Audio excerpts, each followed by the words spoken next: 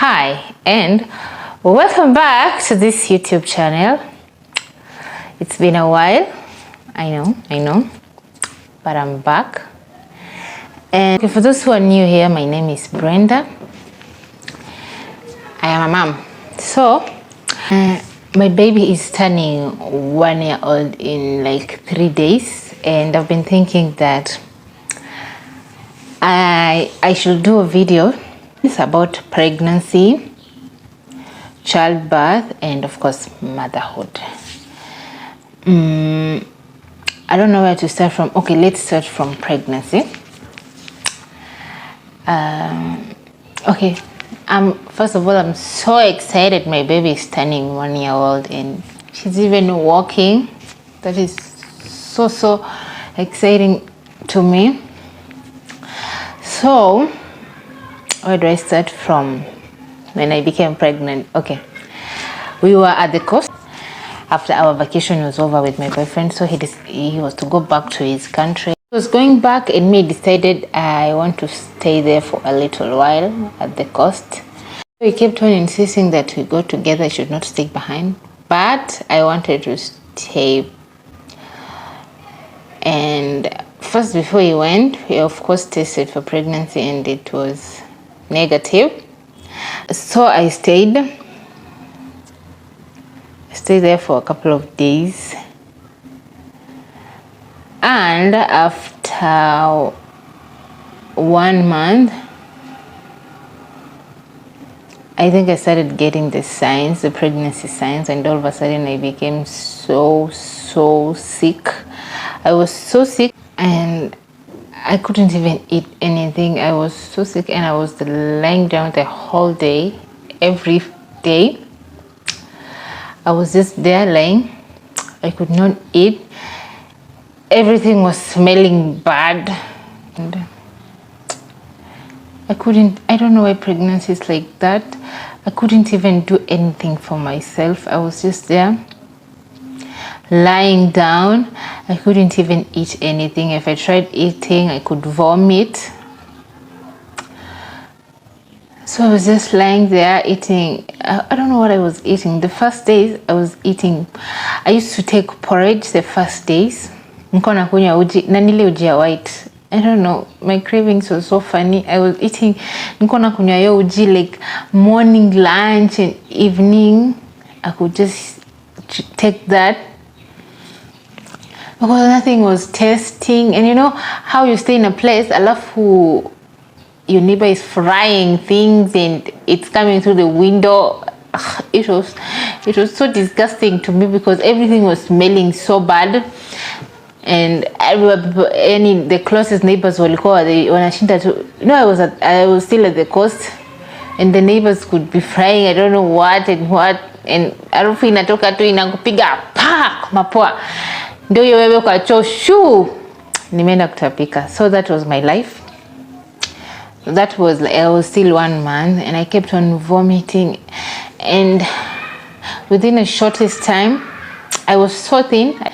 Nilikonda from nowhere, and even you could right now, I don't know, I should say I'm fat or what. You can see hizi mifupa hapa, they're starting to disappear. That time zilikuwa tu nje. Since I was so helpless, now it's like my health ilikuwa inaenda aching. I don't know what to say. Like every day, unaona ile you sleeping, then unajipea tu hopes like tomorrow I'm gonna feel better. Alafu ile when you talk to someone, they're like, you know, mimi nikibaki, when I wanted to stay a little bit at the coast, I thought pregnancy nile kitu. Of course I knew I would get sick, I might get sick, but me nilidhani ile you just get sick for like, I don't know, 2 or 3 weeks, then you get better. So I was like, so I'm pregnant, I can just get sick for like 2 weeks, then I'll be better. Yeah, and things will be back to normal. And surprisingly, I kept on getting worse. So I survived the first month. I was still sick. And my mom could just beg me, Siaki, you just come home. Kuja tu nyumbani. You know, I was craving. So after 1 month, I was craving mboga za kienyeji. And at the coast there hakuna kumbuga. Okay, they are there, but I don't know zinatolewa huku side zingine, zinatolewa bara. So by the time zinafika huko, some zimeanza hata kuchange color, zimeanza kuwa yellow. Like hizo mboga zifiki huko zikiwa fresh. And mimi nilikuwa nataka tu mboga za kienyeji, especially managu na kunde na mrenda. So I was craving those things, na huko kupata unapata, but ni bahati unabahatisha. And then wanapima kidogo. So my mom was like, you just come home. Kama bado you're still sick, just come home. Kuna mboga mingi ya kienyeji, you can eat what you want. And I was so sick, hata siku anaweza kusimama nitembee. I was really so sick. Nilikuwa natembea kama nimeinama. And sometimes wakati mwingine ningelemewa tu hata katikati ya usiku na lemewa, then I would go to the hospital. I remember I spent a lot of money going to the hospital when they used to give me some injections of which they could help like 1 or 2 days. I could feel a little bit better, nikule kidogo and such things. Then I could go back to getting sick. So cool. Okay. Time yenye ningeenda hosi, it was that time yenye nimelemea. I'm just vomiting non-stop. I cannot eat anything. Hata maji ikiingia, it's a problem inatoka. So that's when I could go to the hospital. They give me a few drips of water and some injections, that I would feel better. So even my boyfriend was telling me, so you just take a flight home. Just take a flight home from the coast to your mom's place, to Kisumu, then you can take a taxi to your mom's place. And I was like, I'm so sick. Hata yo kwenda hadi yo kutoka hapa na taxi hadi airport, I just couldn't. So the second month ikaisha. So the third month ikaisha, and in December I decided to go home to see my mom. And 3 months were over and I went home. I stayed at my mom's place and it was much better, okay? Because at the coast it was so hot. Yani everything was just irritating me that time. Kila kitu, a little thing inanikasirisha tu for no reason. So I went home and home felt so good.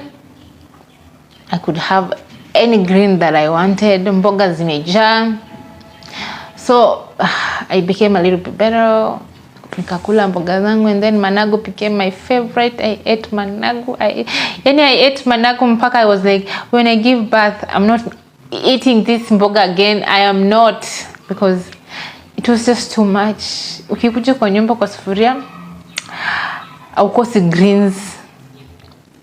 And I was like, when I'm done with this pregnancy, I'm also done with these vegetables. I don't want them again. Yeah. So the third month went down, and then the fourth. Sasa ile ya 4 na 5, I started feeling sasa vizuri. I could walk, I could eat, and I couldn't stand hiyo mkarango ya kitungu. Okay, kitungu again. Kitungu was my worst smell. I could not even smell kitungu. Even from a distance I could tell. Hata nilete food na iko na kitungu, I can just smell it and I'm like, no, I'm not eating this. So kitungu became my worst. I could not use kitungu, and I could not also use milk. But I could use milk. Mboga yenye iko na maziwa, yes, but maziwa no, I could not use it. And sasa the second trimester I started eating.